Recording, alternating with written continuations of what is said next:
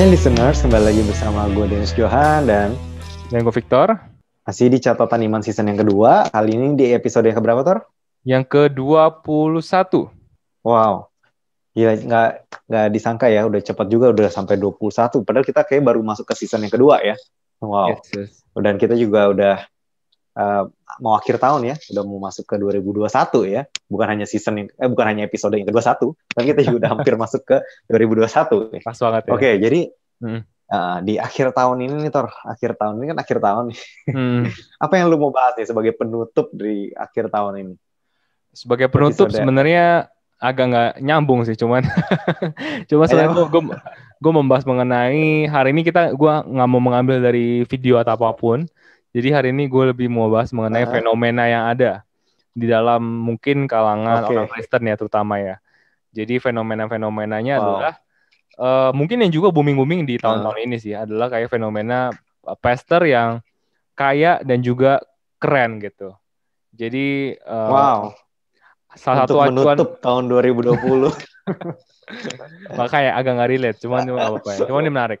Jadi mungkin banyak yang tahu ya. Pasti anak-anak muda zaman sekarang pasti tahu akun-akun Instagram kayak Pastor in Style ya gitu-gitu ya. Jadi kayak kalau tahu itu jadi kayak akun yang kayak suka mereview lah ya cara berpakaian pastor-pastor. Lalu biasanya suka dikasih lihat juga tuh price tag-nya berapa, jam tangannya mereka, bajunya mereka, dan terkadang atau enggak sering kali bikin kaget gitu loh harga price tag-nya karena contoh jam tangan yang dipakai biasanya bukan cuma jutaan tapi sudah ratusan juta harganya. Jadi kayak lumayan apa ya, bikin shock lah ya, apalagi kan pendeta gitu ya dengan stigma yang ada dan segala macamnya. Dan juga kayak nggak cuman dari sisi harga dan juga kekayaannya, tapi juga dari sisi stylenya gitu loh. Karena stylenya juga udah nggak kalah sama artis lah istilahnya. Udah keren-keren banget para pastor-pastor zaman sekarang ini. Baik itu muda maupun tua. Nah, hari ini mungkin sebelum kita ngebahas nih Dan, kira-kira boleh atau nggak boleh ya sebelum kita ngebahas ke artis itu ya. Mungkin gue mau nanya ke lu dulu dari sisi sosialnya dulu nih. Sosialnya, istilah gini nih. Karena kan sepengetahuan gue ya, apa yang gue tahu ya mungkin terutama di Indonesia kayak fenomena ini tuh kayaknya baru ada tuh mungkin 5 tahun kebelakangan lah gitu. Bahwa kayak dulu itu nggak ada berita ataupun nggak ada hal seperti ini bahwa kayak pendeta itu kaya dan segala macam. Tapi kok kita ngomong dari sisi ini dulu ya, material dulu, bahwa sisi kekayaan dulu ya. Tapi kok zaman sekarang kok banyak kayak kesannya kayak pendeta tuh yang udah kaya dan kayak pendeta itu kaya itu jadi suatu hal yang wajar gitu. Nah menurut lu kenapa itu bisa terjadi? Kenapa dulu tuh nggak seperti itu dan sekarang jadi kayak gini gitu pendeta-pendeta? Mungkin jujur gue nggak tahu sih perkembangan kekristenan. Gue juga nggak tahu tentang persembahan zaman dulu sama sekarang. Apakah sekarang lebih banyak atau dulu lebih sedikit, ataukah jumlah jemaatnya gimana, dulu lebih dikit, sekarang lebih banyak. Gue nggak tahu sih. Tapi kalau masalah mungkin kalau dari dulu juga mungkin pendeta yang kaya udah banyak lah ya. Mungkin ada, cuman mungkin kalau sekarang baru lebih ke expose, mungkin karena bantuan daripada sosial media juga.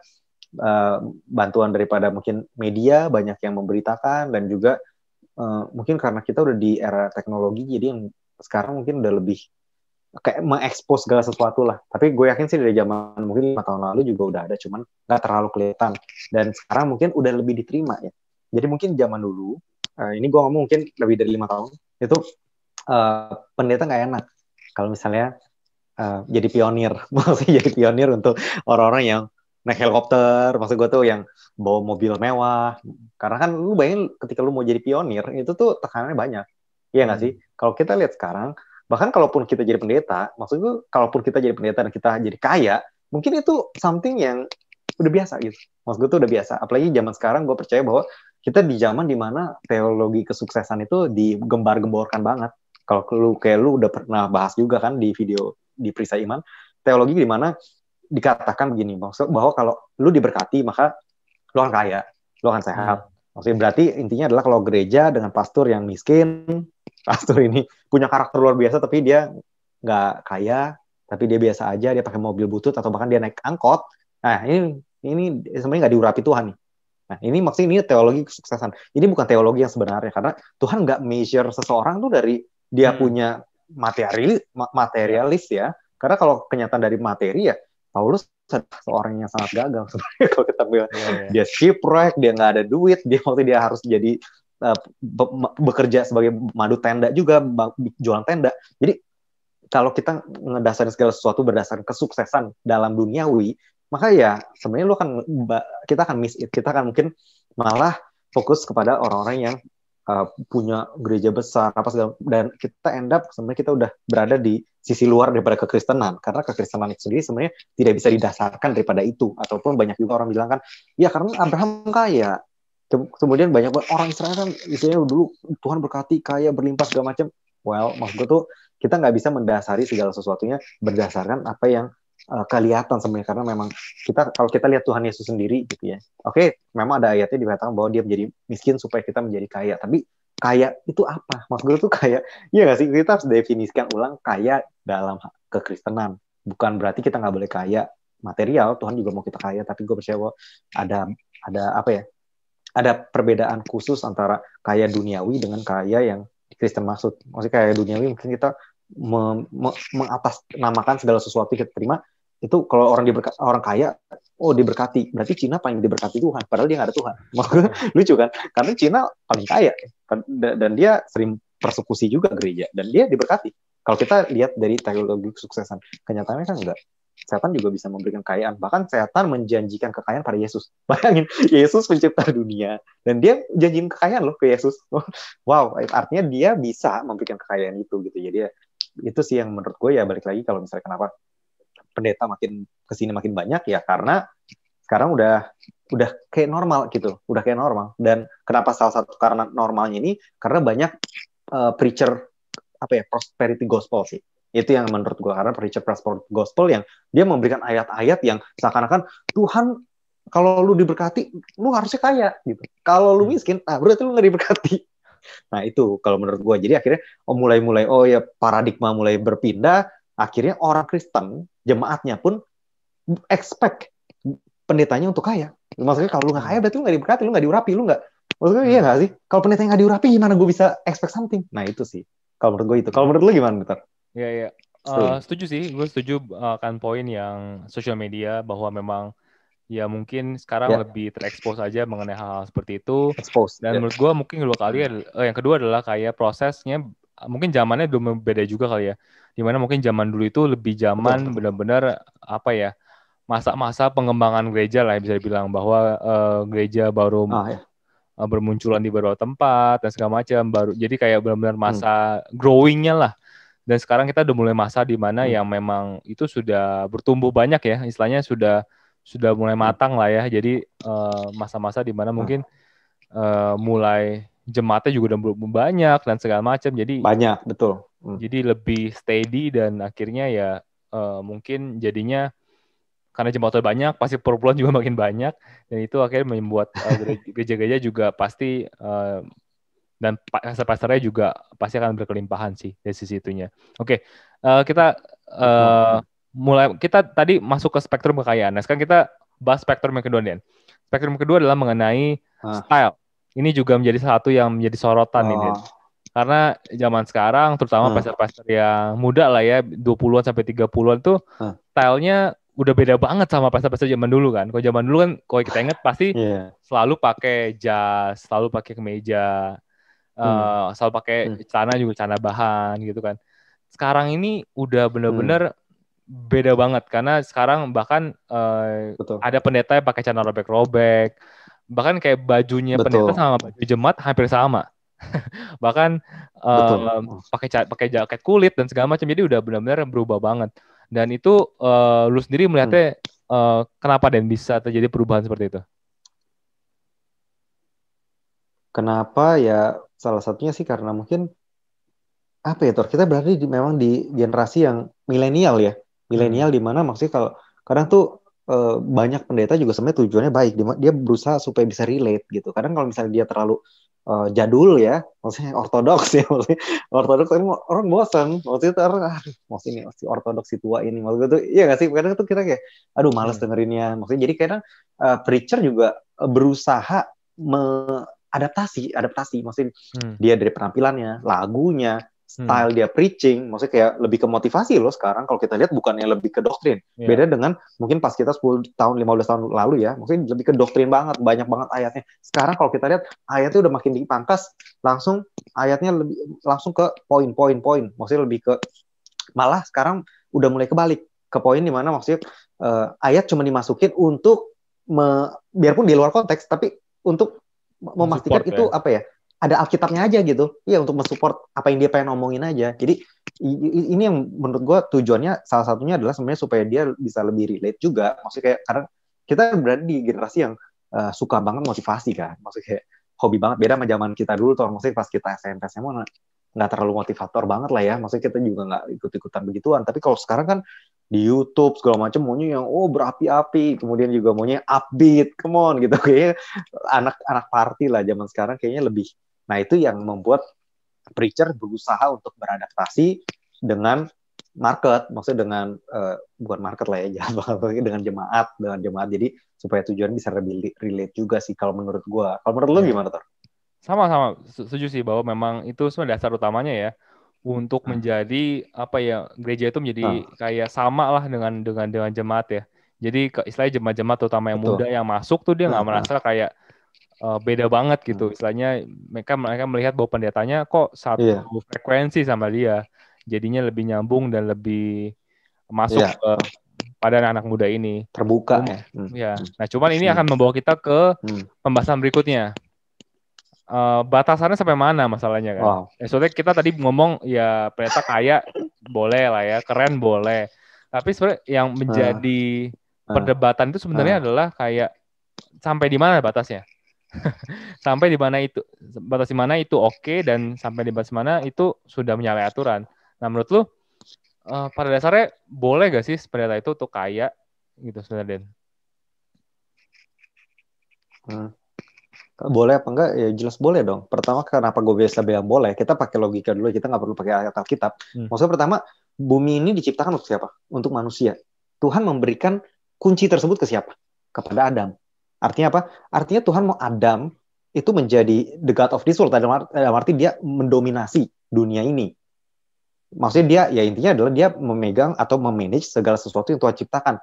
Artinya, maksudnya sebenarnya basically Tuhan mau kita kaya dari awal nih ya. Kalau dari awal nggak ada iblis, nggak ada kejatuhan, sebenarnya Tuhan mau kita kaya gitu. Jadi karena kaya dalam arti itu kekayaan Tuhan. Tuhan mau kita yang pegang gitu sebenarnya. Tapi kemudian kita lihat ada Adam jatuh dan kemudian kunci tersebut juga ke istilahnya ke the God of this world, jadi pada si iblis. Dan kita lihat juga banyak daripada anak-anak setan juga kaya dengan cara yang curang. Dan ini kalau kita pakai logika aja, lebih bagus orang Kristen yang pegang duit apa teroris yang pegang duit?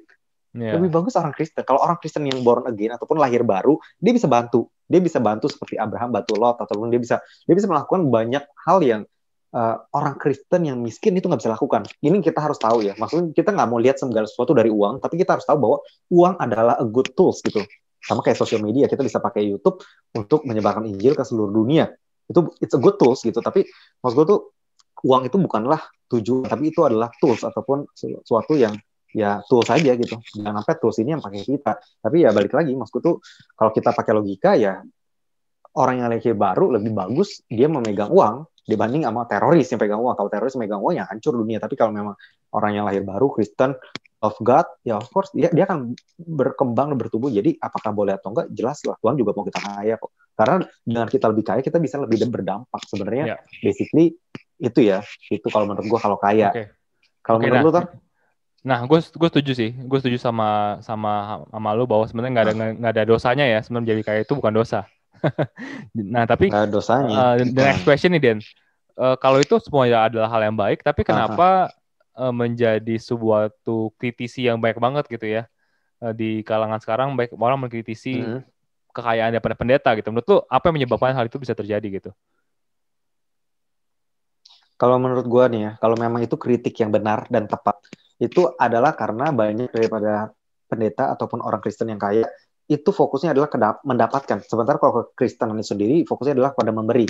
berilah maka akan diberikan. Jadi artinya ketika kita fokus pada memberi, Tuhan akan memberikan pada kita ke poin di mana kita akan kaya, dan nggak ada orang yang sebenarnya bisa komplain ketika kita kasih terus. Iya nggak sih? Bayangin kalau kita menjadi donatur nomor 1 di dunia dan kita kaya, wajar nggak sih? Maksudnya apakah ada orang yang akan komplain kita, kritik? Dan kalaupun ada orang yang komplain, ya itu memang itu udah bias. Maksud gue tuh lu nggak bisa bilang gue donatur terbesar kok. Maksudnya gue bangun gereja di mana-mana, gue bantu orang, bahkan pemerintahan dibantu. Maksud gue tuh nggak akan ada yang against it ya. Sebenarnya kalau memang ada yang against it ya memang dia iblis aja gitu. Tapi banyak yang gue percaya kalau kritik yang jujur adalah karena fokusnya adalah mendapatkan gitu. Gue mau rumah gue ada rumah 10 padahal orangnya 1. Gue mau 1 rumah punya kamar 100. Padahal lu nggak bisa nempatin semuanya. Maksud gue tuh jadi apa tujuan dibalik itu semua? Mungkin motivasinya adalah mendapatkan. Ini akhirnya membuat kekristenan itu sendiri udah berlawanan, karena kekristenan poinnya adalah melayani dan memberi kan. Iya nggak sih? Tuhan Yesus bilang kan, whoever lose his life, gain his life. Apapun yang lu kasih, ya lu dapatkan. Nah, kalau kita berubah ke arah, ya kan Tuhan mau gue kaya. Nah, tapi kayaknya seperti apa? Karena kalau kayaknya lu cuma mau dapat, itu bukan dari Tuhan gitu. Maksudnya kita harus tahu itu bukan kekristenan lah ya. Maksudnya kita harus make it clear bahwa itu bukan kekristenan. Maksud Tuhan dia mau kita kaya supaya kita bisa jadi berkat. Bahkan ketika Salomo minta kepada Tuhan influence, dia bilang bahwa enlarge my influence, itu tujuannya supaya dia bisa menjadi suara for God gitu, untuk membela kaum orang miskin, widows yang nggak ada suara. Jadi ada tujuan yang positif, ada tujuan yang yang menyangkut dengan hati Tuhan pada permintaan kita. Sementara kalau kita minta kaya supaya kita, ya lu nggak bisa expect Tuhan kasih itu, karena memang itu jadinya pertama lu akan membawa diri kita keluar dari Tuhan, malah fokusnya pada uang tersebut nggak sih? Maksudnya jadi end up kita nggak jadi Kristen lagi sebenarnya, kita jadi Tuhan vending machine untuk kita. Sementara Kristen adalah hidupan yang berdampak dan menjadi berkat. Memang bisa, of course kita akan menjadi kaya ketika kita menjadi hukum tabur tuai kan. Ketika kita menabur terus, of course kita akan menuai, ya nggak salah gitu. Kalau menurut gue sih gitu. Kalau menurut lo gimana? Menurut gue sih kenapa yang menjadi sumber kritisi akan pendeta-pendeta kaya ini, menurut gue adalah pertama adalah karena institusi gereja itu sendiri kan adalah sebenarnya institusi yang bisa dibilang kayak NGO lah ya. Jadi itu sebenarnya non-profit lah ya. Jadi secara institusi kan dia tidak diberikan pajak kan. Jadi karena tidak dipajaki kan, jadi gereja itu kan sebenarnya tidak punya kewajiban untuk melaporkan pendapatan mereka gitu. Pendapatan. Mereka nggak perlu melaporkan tahun ini dapat berapa dan segala macam. Nah ini yang dan sedangkan pendapatan gereja itu kan biasanya selain dari donatur ya, pasti kan ada juga dari perpuluhan lah ya, kebanyakan ya, mostly dari perpuluhan, persembahan, which is yang biasanya jemaat berikan kepada Tuhan sebenarnya melalui gereja gitu. Jadi nggak specifically itu kepada pendeta sebenarnya gitu. Jadi tapi kan dari uang yang terkumpul itu pasti ada yang dipakai untuk operasional, ada yang dipakai juga untuk kegiatan sosial, ada juga yang buat untuk kayak office-nya lah ya, untuk secara corporate-nya para pendeta ini. Cuman kan di gereja sendiri kan, di gereja-gereja ya, kan nggak ada batasan yang jelas kan. Berapa persen sih sebenarnya gaji atau enggak berapa persen sih yang pantas diterima oleh seorang pastor. Nah ini kadang-kadang gini, kalau artis gitu, for example gitu, kayak misalnya Robert Downey Jr. gitu, dia main di Avengers Endgame pun orang-orang tahu gajinya berapa, ya kan? CEO gitu, CEO Google, Amazon, kita tahu gaji mereka berapa gitu, karena mereka melaporkan. Tapi kan ke pendeta-pendeta ini nggak ada yang tahu gajinya berapa, ya kan? Jadi itu yang akhirnya membuat banyak orang curiga akhirnya nih, kayak kok ini, karena mereka mungkin merasa bahwa ini pemberian kepada gereja, kepada Tuhan melalui gereja, tapi jadinya mungkin kok kesannya dinikmati oleh para pendeta, dan apalagi kalau pendetanya menunjukkan kekayaannya tersebut gitu melalui beli-beli barang mewah, pakai mobil mewah. Itu akhirnya kan menjadi kritikan orang gitu loh. Udah gua nggak tahu berapa persen yang diambil, gaji lu berapa, kok begitu lagi penampilannya. Jadi kan ini akhirnya membawa banyak orang, membawa kecurigaan dan segala macam sih. Itu menurut gue hal pertama yang kenapa membawa kritikan sih. Dan kedua yaitu menurut gue sense of modesty-nya juga menurut gue kurang lah. Karena menurut gue gini, betul bahwa nggak ada yang salah dengan kaya gitu ya. Cuman menurut gue dengan kekayaan itu sendiri pun sebenarnya kan juga membawa tantangan tersendiri pasti buat setiap orang ya. Betul. Gitu. Betul, Jadi betul. apa yang tadi dia nggak bisa lakukan dengan uang jadi bisa gitu. Otomatis tantangannya Betul. jadi semakin lebih banyak. Makanya oleh karena itu gue pernah baca di 1 Timotius 6 atau 2 gitu gue lupa. Di mana di situ dikatakan udah diperingatin juga sih waktu itu Paulus sama Timotius bahwa ya dengan uang yang berlimpah itu pasti akan lebih banyak lagi godaannya gitu. Jadi menurut gue sebenarnya dengan pastor yang mungkin kaya ya, gue nggak tahu, kan banyak juga sebenarnya kita kalau kita mau jujur mungkin ada juga yang kakaknya karena usaha ya, bukan karena ngambil dari gereja gitu. Iya betul. Banyak juga yang karena usaha. Entrepreneur, karena Tapi sekarang banyak benar. Benar-benar. Tapi kan kita nggak bisa dielakkan bahwa pendeta itu adalah public figure, gitu ya.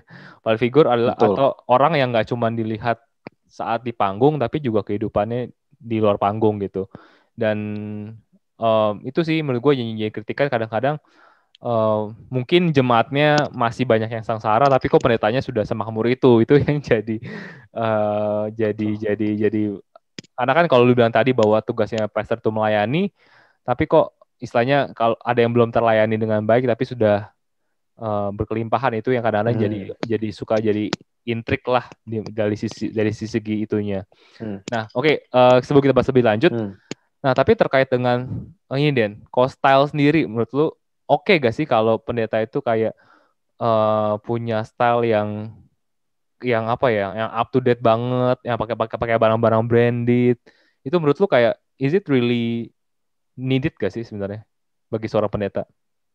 Sebenarnya kalau menurut gue sih yang pertama dia harus tetap dia boleh ikutin culture selama dia tetap pertama menjaga kesopanan dan tidak mencobai orang lain. Kayak gue bilang bahwa kalau lu pendeta baik cowok atau cewek ya kemudian lu kelihatan aurat ya, of course itu mencobai orang lain, itu udah salah. Kemudian kalau itu tidak sopan juga sebenarnya itu juga menurut gue nggak bisa, karena lu adalah public figure dan lu menggambarkan Tuhan lah ya, Yesus dalam bentuk maksudnya lu ngomong sebagai wakil Tuhan, boleh dibilang sebagai shepherd gitu, under shepherd, karena he's the real shepherd, tapi lu juga shepherd gitu.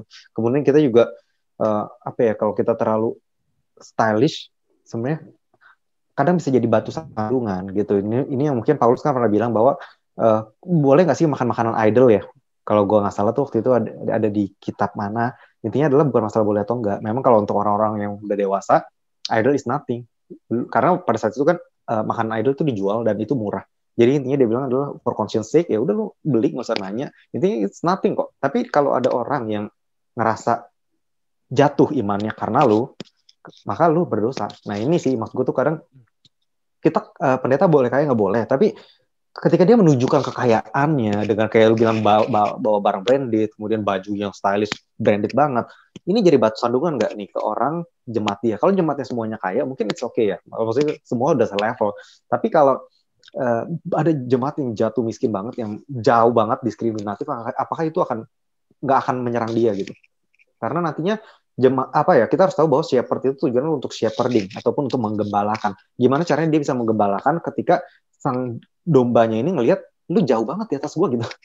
Lu udah jauh banget, gue gak bisa relate lagi gitu. Maksudnya tuh gue percaya bahwa ya gembala itu harus bisa relate ke atas dan ke bawah, nggak cuman lu fokusnya ke atas doang gitu, karena ya lu gembala gitu, karena lu gembala dan lu harus ingat tujuan jadi gembala bukan sama kayak artis. Ketika lu maksudnya lu datang dengan ganteng, gagah, bukan itu tujuannya lu you protect the flock dan lu maintain the flock, bukannya untuk lu yang jadi apa ya, selebriti gitu. Itu sih kalau menurut gua, biarpun ada titik di mana kita juga harus relate ya, jangan terlalu ortodoks jadul banget, istilahnya kayak pakai zaman dulu punya ya, lebay juga, nggak bisa relate juga.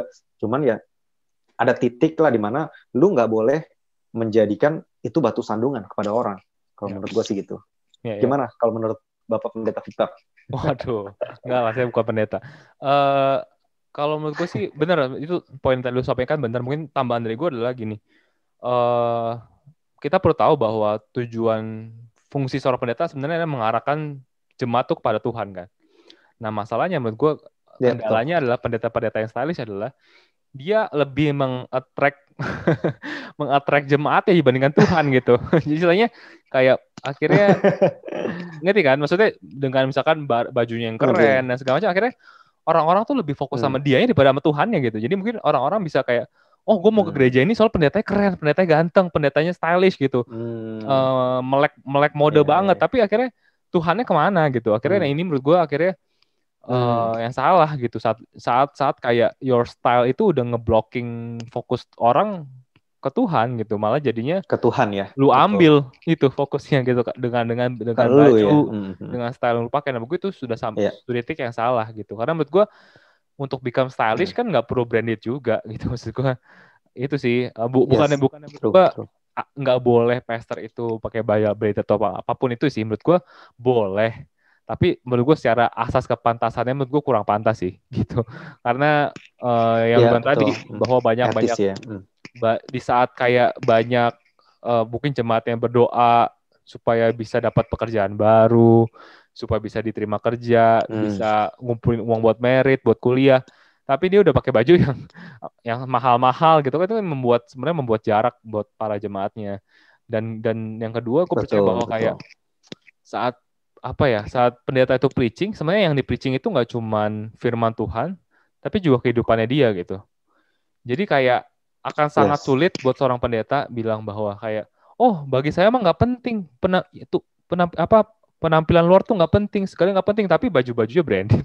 Maksudnya sepatunya mesti yang bagus, bajunya mesti yang mahal. Itu kan jadinya nggak connect sama firman Tuhannya ya. Maksudnya berlawanan ya. Jadi ngomongnya Tuhan tuh melihat hati yang penting, tapi luarnya sangat didandani dengan begitu luar biasa. Jadi itu juga nggak nyambung jadinya. Akhirnya itu sih yang menurut gue juga akhirnya banyak membuat orang jadi nyinyir kali ya sama pendeta-pendeta yang seperti ini gitu. Oke. Nah, mungkin time berikutnya Dian, menurut lu sepantasnya tuh gimana sih? Maksudnya sepantasnya itu seorang pendeta itu seperti apa sih? Misalkan memang kalau memang dia kaya dari usahanya ataupun juga memang gerejanya besar dan otomatis kan ya perpuluhannya juga besar dan jadi mau sekecil apapun yang diambil ya lumayan besar gitu lah ya. Dan juga memang dia juga mencoba untuk relevan dengan jemaatnya dengan berbaju yang up to date segala macam. Tapi menurut lu sepantasnya itu seperti apa sih? Seorang pendeta itu harus bertindak. Sepantasnya kalau menurut gue langsung aja orangnya gue sebutkan adalah Rick Warren. Menurut gue he is the best at showing rich, kaya, dia super kaya, tapi dia juga totally nunjukin humility dan dia juga totally nunjukin maksudnya shepherd tuh harusnya gimana sih? Kalau menurut gue dia lah gitu salah satu yang ya of course Yesus lah ya yang utama, cuma maksudnya kalau di dunia ini ya gue bilang Rick Warren, gimana kalau kita tahu semua ya bahwa dia penjualan buku dia daripada Purpose Driven Life itu kedua daripada Alkitab ya, buku paling banyak di print, dimana dia bisa literally membeli island, dia bilang dia bisa membeli suatu pulau dan suruh orang kipasin dia setiap hari. Dia sekaya itu, dia sekaya itu. Dan kita lihat dia nggak ganti mobilnya tuh berapa belas tahun. Dia pernah cerita dia nggak pernah ganti mobil sampai belasan tahun. Dia juga pakai baju biasa aja. Karena kita harus tahu bahwa sebagai kayak tadi lu bilang, dia kan under shepherd. Dia kan public figure juga. Memang kita harus mengikuti pattern daripada Kristus. Tapi kita nggak bisa pungkiri bahwa kita juga berusaha mengikuti pattern orang-orang yang mewakili membawa kita pada Yesus gitu, under shepherd itu. Jadi kadang kalau kita mau belajar humility, sementara kita lihat pastor kita nih ini banget, maksudnya kayak semuanya branded, kemudian kayak gimana maksudnya tuh bukannya gue bilang kalau branded nggak bisa humility ya, itu beda sih, cuman maksud gue tuh itu salah satu yang mungkin kalau kita lihat Rick Warren, dia juga nggak ada kill kok, dia juga rapih, dia juga baik, tapi dia dengan karakternya dia menunjukkan bahwa dia mampu mengendalikan uang yang dia pegang, bukan uang yang mengendalikan dia. Dalam arti dia nggak tiba-tiba dapat duit sekaya itu, sebanyak itu, dia nggak langsung ganti rumah, ganti mobil, ganti segala sesuatunya. Karena dengan kita ngomong kayak gitu ya berarti at some point berarti lu nggak bisa mengontrol dong. Karena kan harusnya hidup Kristen kan sebenarnya contentment, bukannya apa yang kita miliki, tapi kita belajar konten dengan apa yang kita miliki. Dimana kalau mobil lu belum rusak, ya lu nggak harus ganti yang baru. Dimana kalau lu nggak butuh jet, lu nggak harus beli jet kan. Maksud lu bukan berarti lu nggak boleh punya rumah besar ya boleh-boleh aja, tapi balik lagi tujuannya apa gitu. Kayak lu punya rumah dengan 100 kamar, ini tujuannya apa? Kalau memang lu mau ngadain meeting di situ, dalam arti semua evangelis datang, nggak masalah kok. Tapi kalau memang itu tujuan buat lu pamer, ya buat apa? Berarti udah beda kan. Dan ini yang seringkali jadi batu sandungan kan. Sementara kalau memang kayak kita lihat Rick Warren, dia juga biasa-biasa, ini dia kaya dan dia nggak jadi batu sandungan. kalau menurut gue yang gue lihat dia adalah super power. Biarpun gue nggak mau, dia adalah Superman lah, maksud gue he is a super pitcher kalau menurut gue, karena dia pinter banget, dia kaya banget, dia punya akses ke orang-orang yang penting, tapi dia nggak ngomong kayak ini gue loh, tapi dia tuh kayak tetap humble, tetap memakai pakaian dia, tetap pakai mobil dia, rumah dia yang biasa, dan dia tetap bisa mengendalikan uangnya sebagaimana adanya gitu loh. Itu yang gue lihat sih, dibanding dengan orang-orang yang kemudian kayak jor-joran, akhirnya jadi batuan ke orang, dikritik kanan kiri, maksudnya jadi nggak jadi berkat lagi. Biarpun seringkali ya kalau memang itu ada tujuannya ya, salah nggak salah, cuman kalau kita jadi batu sandungan itu yang dosa sih, karena kita menjatuhkan iman orang lain, apalagi kita membawa mereka berpikir kalau mereka miskin berarti nggak diberkati. Nah ini yang jadinya teologi yang salah gitu, karena bukan berarti kalau lu miskin hari ini bukan berarti Tuhan tuh against you, nggak juga gitu. Dan orang yang kaya hari ini bukan berarti Tuhan is for them. Kayak tadi gue bilang, Cina kaya banget dan God is not with them kok. Karena ya kita tahulah kisah Cina gitu, dia ateis, gimana caranya dia bisa bilang bahwa dia diberkati dan dia juga nggak percaya Tuhan. Gitu sih kalau menurut gue, Tor. Ya. Kalau menurut lu sendiri, Tor? Ya, gimana sih pantasnya? Kalau tadi kan gue sebutin di Warren. Kok gue sih menurut gue ya, kalau menurut gue kalau lu mau kaya dan lu mau show off, jangan jadi pastor gitu menurut gue. Karena menurut gue ya karena gini, setiap pekerjaan tuh sudah ada apa ya, tanggung jawab dan bebannya masing-masing gitu loh. Dan menurut gue ya menjadi seorang pastor ya tuh bang tadi, adalah menjadi seorang shepherd gitu, menjadi gembala gitu. Ya. Dan pengembala ya. Dan benar-benar kan sebenarnya you dedicate your life to God sebenarnya.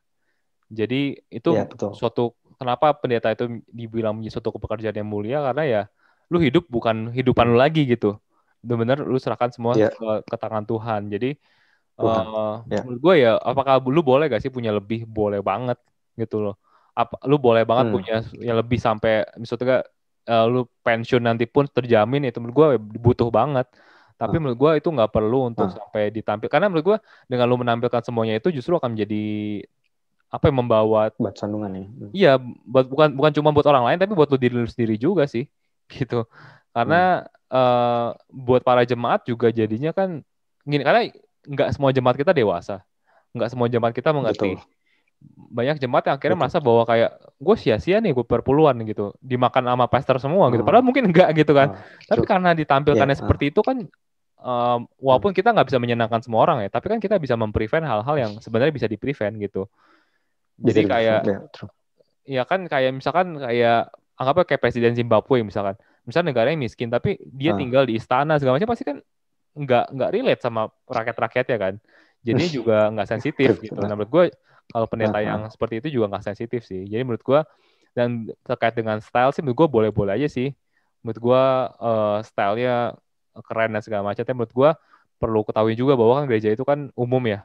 Istilahnya kan betul bahwa mungkin ada gereja-gereja yang berfokus pada anak muda, tapi kan nggak bisa dipungkiri, bukan masa dia kalau yang tua masuk ditolak, kan nggak juga kan, bahwa harus bisa mengakomodasi juga orang-orang dari generasi sebelumnya yang datang. Otomatis juga menurut gue bajunya juga harus juga bisa merepresent mereka sih gitu. Jadi menurut gue harus benar-benar modest nih gitu. Jadi kayak harus benar-benar juga mendengarkan pendapat orang lain. Tentu bukan pendapat netizen ya, tapi pendapat dari orang-orang yang memang dipercayai gitu, mentor dan segala macam. Itu penting sih. Nah, kita udah ngebahas banyak mengenai pendeta nih, Den. Kita seakan-akan kayak menyalahkan pendeta, tapi bukan ya. Ini basic, ini disclaimer dulu, kita nggak menyalahkan pendeta, tapi kita justru sedang sharing aja lah ya, opini aja, karena ini yang banyak kita lihat. Dan mungkin biar adil ya, biar adil kita juga mau ngomong sama teman-teman semua. Tadi gue ingetin lagi bahwa pertama nggak ada yang salah dengan menjadi kaya. Kedua justru Tuhan juga salah satu berkat yang Tuhan berikan kepada kita adalah kekayaan, itu yang kedua. Dan yang ketiga, iya, yang ketiga juga nggak semua pendeta kaya karena perpuluhan kok gitu. Jadi banyak pendeta juga kaya karena usaha, karena mereka nabung. Jadi jangan disamaratakan semuanya gitu ya. Nah itu oke. Udah beres. Nah sekarang kita bahas dari sisi jemaat, Den. Nah, banyak kan jemaat-jemaat yang juga nyinyir nih. Karena ngapain perpuluhan, dimakan pendeta semua gitu segala macam. Akhirnya mereka nggak mau perpuluhan lah. Mendingan kalau gue mau ngasih ke panti asuhan lah, ke yang lain. Yang penting jangan ke gereja lah. Gereja ini juga udah kaya, lihatnya pendeta ya udah kaya. Kan banyak anggapan begitu nih. Nah, sedangkan kan memang harusnya ya tithing ya kepada Tuhan melalui gereja gitu, bukan ke organisasi lainnya. Nah, menurut lu sendiri buat para jemaat yang berpikiran seperti itu gimana deh?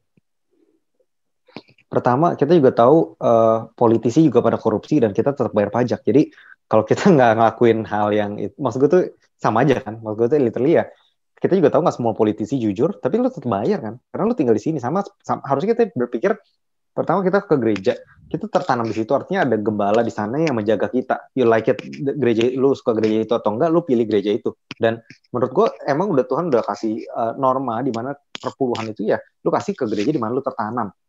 Karena apa? Pertama kita kasih bukan ke gerejanya, kita ngasih ke Tuhan melalui gereja di mana kita tertanam. Karena apa? Karena memang Tuhan juga memang pengen kita memberikan pada mereka, karena mereka yang mengawasi kita kan, overseer. Dan Paulus juga pernah ngomong ya, kita bayar pajak karena mereka yang defend kita, polisi dan semua itu government kan harus ada yang bayar gitu. Jadi kita bayar pajak tujuannya untuk itu, untuk orang-orang yang bekerja untuk melayani kita. Ini kalau ngomong bener ya, maksudnya end up di korupsi, end up ya apa ya, maksud tuh apakah kemudian kita nggak bayar pajak kan nggak juga, itu emang kewajiban kalau ngomong pajak pemerintahan.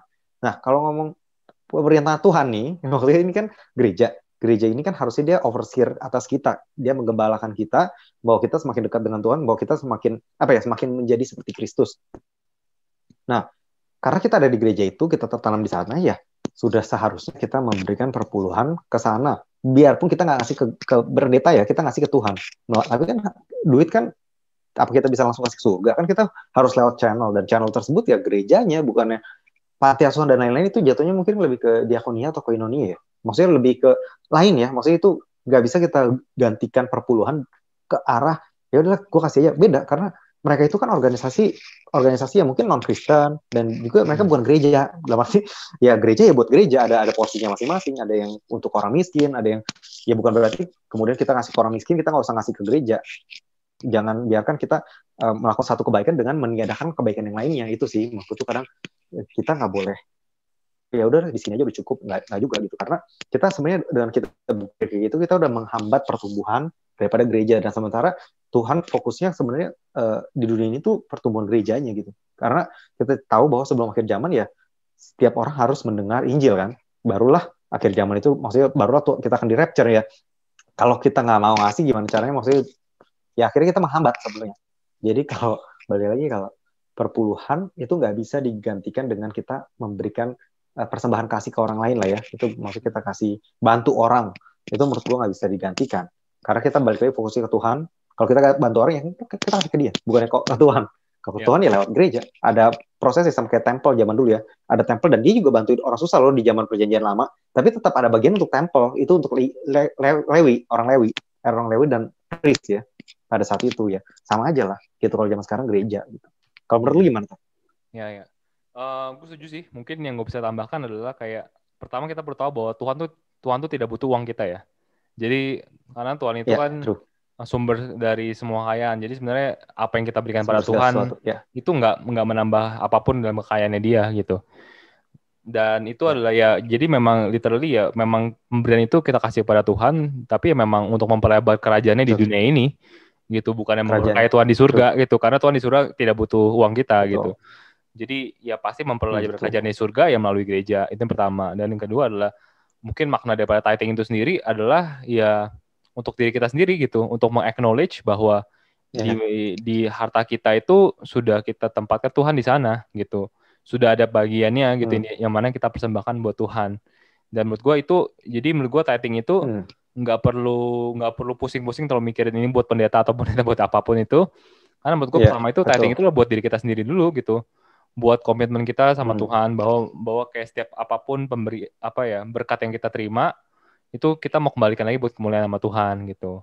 Dan kalau takut baru dipakai buat pendeta atau segala macam ya wajar lah, karena kan memang yang gue bilang tadi, karena yang itu memang dipakai untuk memperlebar kerajaan Tuhan di dunia ini kan, ya otomatis ya akan ada masuk ke gereja, pengembangan gereja dan segala macamnya. Jadi menurut gue itu sih yang pemahaman, dan menurut gue setuju banget sama yang lu bilang bahwa yang nggak usah terlalu pusingin ya itu nanti larinya berapa persen ke gereja dan ke pesta atau segala macam, menurut gue itu ya kalau andaikan itu dana dipakai dengan tidak benar ya itu ya dosanya mereka lah gitu. Istilahnya kita udah doing our part, kalau pada prosesnya ada yang salah ya itu dosanya mereka yang melakukannya lah istilah gitu. Dan kalau memang kalian merasa nggak nyaman dengan hal itu semua ya pindah ke gereja di mana kalian nyaman. Pindah ke gereja di mana kalian bisa percayai para pengurus gerejanya gitu. Itu aja sih menurut gue simpelnya gitu sih. Daripada stay tapi nyinyir ya. Ngomongin terus sakit hati setiap kali ngasih jadi berat, mendingan ya pindah ke gereja yang benar-benar kalian bisa lega dan kalian bisa fokus gitu. Percaya. Bisa fokus pada pemberiannya gitu. Itu sih palingan yang bisa gue tambahkan. Terakhir Den, paling dari lu ada yang mau tambahin nggak terkait dengan fenomena ini nih? Iya mungkin yang gue pengen tambahin terakhir ya, mungkin kita juga sebagai jemaat juga harus bijak ya. Kalau kita lihat ada pendeta-pendeta yang mungkin kayak waktu itu kita sempat bahas yang prosperity gospel, kasih $100 untuk lu, ya, kita udah saatnya kita bukannya kasih kepada pendeta itu, tapi kita pindah. Kenapa? Karena dengan kita kasih, pertama kita membawa dia lebih jauh, lebih dalam ke dosanya sih. Maksudnya tuh itu literally nggak alkitabiah untuk maksudnya untuk seorang pendeta bilang, iya kasih $100 untuk kesehatan, kasih 120 untuk lu kalau lu mau travel segala macam. Ini udah nggak alkitabiah, ini akan membawa dia lebih jauh lagi kalau kita kasih gitu loh. Jadi kalau kita kasih berarti kita udah istilahnya kita malah membantu dia jatuh lebih jauh gitu. Jadi at some point ada saat dimana kita juga harus bijak untuk tidak memberi kepada gereja yang kita tahu itu salah sih. Maksudnya kita tahu, ini dirinya udah salah nih. Baik dia punya doktrin, dia punya ini kayak bukan Kristen nih. Nah kita udah saatnya kita pindah sih. Udah saatnya kita pindah. Saatnya kita juga udah nggak usah ngasih ke orang tersebut karena memang mudah-mudahan ya orang tersebut sadar dan Benny Hinn juga udah minta maaf, dia udah repent, dia udah sadar, dan it's better gitu daripada kita kasih terus dan dia enjoy di dalam dosanya dan akhirnya dia malah kita nggak tahu dia lari kemana gitu. Maksudnya ya jangan kayak gitu juga, karena balik lagi kita harus tahu bahwa memang mereka shepherd, memang mereka dipanggil Tuhan, tapi mereka juga manusia gitu. Mereka juga nggak lepas dari namanya temptation, baik berupa wanita kayak waktu berapa minggu lalu kita bahas tentang pendeta Hillsong juga, karena kita gini loh, dia juga orang dan karena dia orang, dia juga punya daging. Jadi kalau apa yang kita rasain dia rasain juga. Jadi jangan kita terlalu nganggap mereka sebagai Tuhan karena mereka bukan Yesus. Jadi ya kurang lebihnya apapun yang mereka katakan, apapun yang mereka lakukan ya kita harus bisa sedikit banyak kita toleransi. Tapi kalau memang sesuatu itu udah over, maksudnya kayak udah membahayakan kekristenan, ya itu udah saatnya kita pindah ataupun kita tegur dengan cara yang tepat ya. Tegur maksudnya kita kalau jemaat ya nggak bisa tegur, tapi kita bisa sampaikan masukan mungkin lewat surat, lewat orang-orang yang lebih punya otoritas atau lewat siapapun lah maksudnya. Tapi ya mudah-mudahan orang tersebut juga bisa selamat lagi gitu, maksudnya supaya jangan terlalu jauh keluarnya. Tapi ya balik lagi kita mudah-mudahan nggak ngelihat pendeta itu sebagai Tuhan sih. Balik lagi itu yang membedakan kita mungkin dengan agama sebelah ya, maksudnya karena nggak ada satu orang yang literally wah ini kayak apapun yang dia ngomong pasti benar, apapun nggak ada gitu, karena memang mereka juga manusia, tinggal nunggu waktu kapan mereka ketahuan apakah mereka emosinya tiba-tiba meledak, mereka marah ke orang, ngatain orang, atau mereka selingkuh, mereka korupsi, tinggal nunggu waktu karena mereka pasti ada ngelakuin kesalahan, namanya manusia. Itu sih. Jadi ya hopefully kita balik lagi, jadi kita juga bukan orang sempurna, jadi janganlah kita menghakimi orang. Kalau kita lakukan segala sesuatu, lakukanlah untuk Tuhan, bukanlah untuk manusia. Itu aja sih yang pengen gue tambahin. Kalau lu Thor, ada yang lu pengen tambahin nggak? Ya, setuju sih. Palingan yang menurut gue kita sebagai seorang jemaat juga perlu dewasa juga ya. Maksudnya kita juga jangan nge-push mereka. Kadang-kadang gue banyak pendeta yang seperti itu juga karena tekanan daripada jemaatnya gitu ya. Ada jemaat-jemaatnya yang gue pernah dengar kayak misalkan, waduh itu masa hamba Tuhan tapi bertahun-tahun masih naik motor gitu. Nah, itu juga nggak bener gitu. Maksud gue, emang apa yang salah dengan motor bener, gitu. Bener. Jadi kayak gue pernah Jadi kayak itu kan juga akhirnya memotivasi para pendeta ini untuk menunjukkan gitu kan berkat Tuhan yang menunjukkan. Ya, jadi kayak menurut gue kita sebagai jemaat juga perlu dewasa, perlu tahu bahwa nggak penting lah dia naik apa dan segala macam, penting kehidupannya kan. Bagaimana justru menurut gue kalau dia bisa kalau dia punya lebih tapi dia mau menunjukkan kesederhanaannya, menurut gue itu justru menjadi nilai plus sih gitu. Dan kayak self control ya. Iya, ataupun nge-push kayak pendetanya harus kegaul, harus kayak stylish ataupun gimana yang akhirnya ya menurut gue itu boleh jadi masukan yang baik buat untuk kayak pendeta gitu. Karena gue pernah denger ya, bahkan si Rick Warren tuh pernah dikritik Dan sekali. Karena Rick Warren kan pernah baju santai banget kan. Dia kan bajunya yang sangat-sangat santai kan. Kemeja lah ya. Sekali tuh pernah pakai baju kayak baju pantai gitu. Gue lupa occasionnya apa, pokoknya pas preaching itu pakai baju pantai, itu sempat dikritik karena terlalu santai.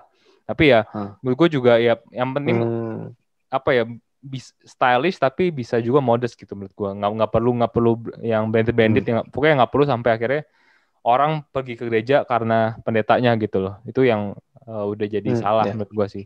Gitu, dan jadi idola kan. Itu yang juga jadi bahaya. Idol ya. Jadi gitu sih palingan yang bisa kita tambahkan. Semoga teman-teman yang dengar ini bisa jadi lebih dewasa dalam perspektifnya, nggak terlalu nyinyir dan nggak terlalu menghakimi pendeta-pendeta ini. Biarkanlah, karena back again nggak sebenarnya pendeta juga manusia ya. Terlepas mereka mau 10 tahun, 20 tahun pelayanannya, tapi mereka juga nggak lepas daripada godaan sama dengan kita sih gitu. Jadi kita juga harus bisa give grace lah pada mereka kalau mereka salah gitu. Oke. Kalau gitu sekian buat podcast kali ini. Buat teman-teman yang punya ide lain, topik-topik yang lain yang lebih seru dan gak kalah serunya, bisa kasih masukan ke kita di Instagram kita di catataningiman.id atau di Instagram gue di @victorditya. Dulu di mana, Den? Di @denis.johan. Yes. Ataupun di YouTube Risa Iman. Ya.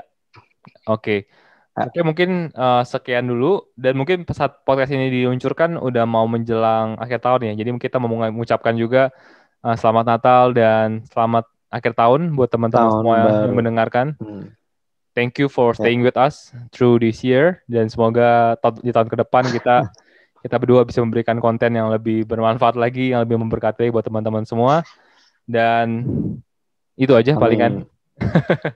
Oke, kalau gitu see you everyone. Stay safe, stay healthy, and God bless. God bless you.